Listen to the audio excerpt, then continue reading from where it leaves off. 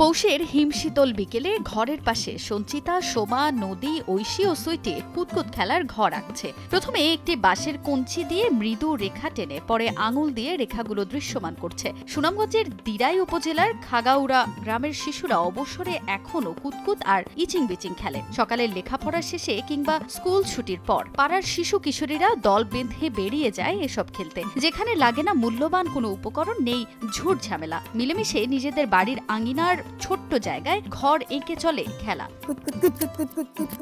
কুতকুত খেলার গুটি হিসেবে ব্যবহার করা হয় মাটির হাড়ির ভাঙা টুকরো বা চীনামাটির বাসনের ভাঙা অংশ। তবে এ খেলার জন্য সবার প্রয়োজন লম্বা দম। ঘরের দাগে পা পড়লে বা নিঃশ্বাস শেষ হয়ে গেলে প্রথম রাউন্ড থেকে বাদ পড়ে যায় সে। যতজন খেলোয়াড় অংশগ্রহণ করুক না কেন, শেষ পর্যন্ত কুতকুত ডাকে নিঃশ্বাস যে ধরে রাখতে পারে সেই হয় চূড়ান্ত বিজয়ী। এই খেলাটা অনেকেই জনপ্রিয়, অনেকে ছোট থেকে খেলতে আসতেছে। তো আমরা এখন অনেকে খেলে না, কিন্তু এখন আমরা এটা খেলাটা আবার নতুন করে শুরু করছি। কুতকুত খেলা আমাদের খুব ভালো লাগে।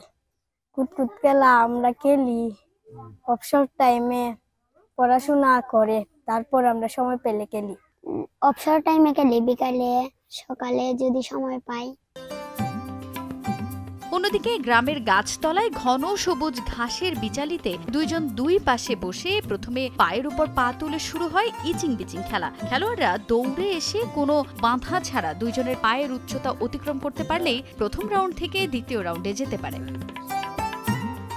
ক্রমান্বয়ে পায়ের উপর ওঠে, এক হাতে আঙুলের পরে দুই হাতের আঙুল, এভাবে উচ্চতা বাড়তে থাকে। দৌড় দিয়ে দুজনে তৈরি দেয়াল পার হতে পারলে প্রথম রাউন্ড থেকে দ্বিতীয় রাউন্ডে যেতে পারে বিজয়ীরা। যাদের পা ঘাসে বসে থাকা খেলোয়াড়দের আঙুল স্পর্শ করবে, বাদ পড়বে তারা। তখন যে নিচে বসে থাকে তার স্থান হয় সেখানে। এভাবে সব শেষে যে সর্বোচ্চ উচ্চতা অতিক্রম করতে পারে সেই হয় বিজয়ী।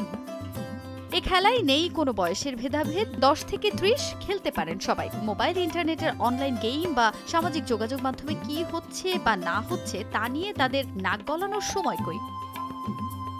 সময় সংবাদ, সুনামগঞ্জ।